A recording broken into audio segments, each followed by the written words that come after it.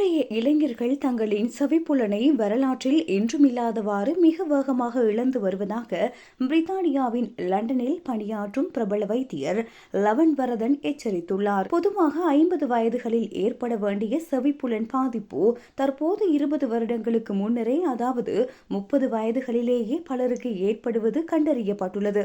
காலையில் எழும்போதே, ஏர்போர்ட்ஸ், வேலைக்கு செல்லும் போது, உடற்பயிற்சியின் போது, தூங்கும் போது கூட பலர் இயர்பட்களை கலற்றுவதில்லை. ஒரு நாளைக்கு 8 முதல் 12 மணி நேரம் வரை தொடர்ந்து இவற்றை அணிந்திருப்பது காதுகளுக்கு பாரிய அழிவை தருகின்றது. எமது காதுகளின் உட்பகுதியில் ஒலியை உள்வாங்கும் சிலியா எனப்படும் நுண்ணிய முடி போன்ற செல்கள் உள்ளன.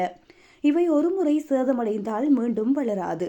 இயர்பட்களில் இருந்து வரும் தொடர்ச்சியான அதிர்வுகள் இந்த செல்களை நிரந்தரமாக அழித்து விடுகின்றன. அதிக சத்தத்தில் இசை கேட்பது மட்டுமல்ல, குறைந்த சத்தத்தில் நீண்ட நேரம் கேட்பது கூட காதுகளில் மெழுகு சேரவும் தொற்று நோய்கள் ஏற்படவும் காரணமாகின்றது.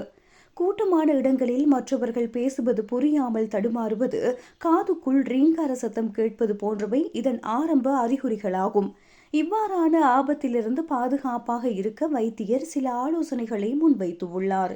அதற்கமைய ஒலியை 60% அளவிலேயே வைத்திருக்க வேண்டும்.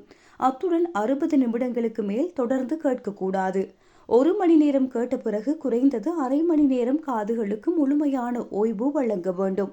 வாரத்திற்கு ஒரு முறையாவது உங்கள் ஏர்போர்ட்ஸ்களின் சிலிக்கான் முனைகளை சுத்தம் செய்ய வேண்டும். அழுக்குகள் சேர்ந்தால் காது தொற்று ஏற்படும் அபாயம் உண்டு. இரைச்சலை தவிர்க்கும் வசதி கொண்ட இயர்பட்கள் சிறந்தவை. ஏனெனில் வெளிச்சத்தம் குறைந்தால் நீங்கள் அதிக சத்தத்தில் இசை வைக்க வேண்டிய அவசியம் இருக்காது என வைத்தியர் லவன் வரதன் வலியுறுத்தியுள்ளார். செவிப்புலன் பாதிப்பு என்பது உயர் இரத்த அழுத்தம் போன்றது. அது மெதுவாகவே பாதிப்பை ஏற்படுத்தும். ஆனால் ஒரு கட்டத்தில் அதனை சரி செய்ய முடியாமல் போய்விடும்.